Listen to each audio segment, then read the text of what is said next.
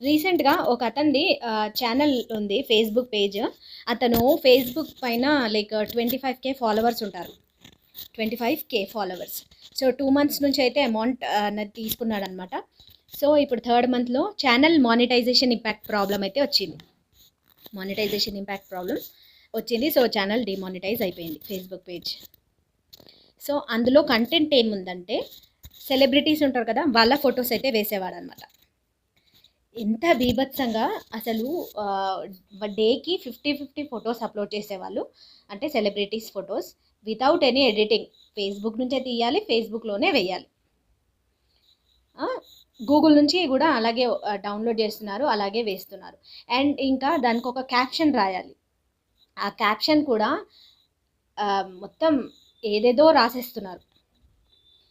రాసేస్తున్నారంటే ఫేస్‌బుక్‌లో ప్రస్తుతానికి వైరల్ అయినది దానికి ఉన్న ఏదైతే కంటెంట్ ఉంటుందో అదే తీసి ప్రతి దానికి పేస్ట్ చేసేస్తున్నారు.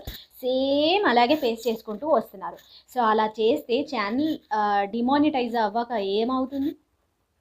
సో మొత్తమే ఛానల్ డిమానిటైజ్ అయిపోయింది. ఇప్పుడు దాన్ని రికవర్ చేయడానికి చాలా ప్రాబ్లమ్ ఫేస్ చేయాలి. అంటే ఇప్పటివరకు ఎన్నైతే ఫొటోస్ అందులో వేశారో అవన్నీ డిలీట్ చేసేసేయాలి.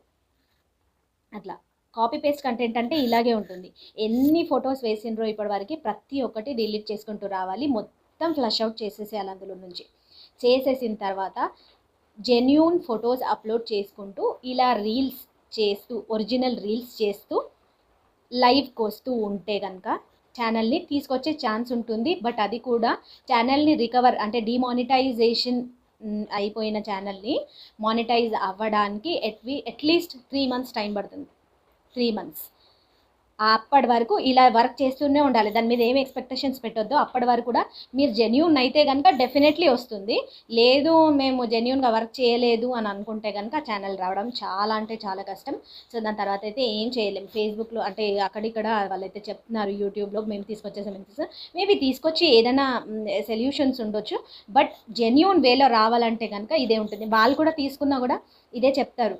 మీకు మొత్తం తీసేసి కాపీ పేస్ట్ అనే కంటెంట్ అంతా తీసేసి ఒరిజినల్ కంటెంట్ వేసుకుంటూ మీ అంతలో మీరే చేసుకోండి.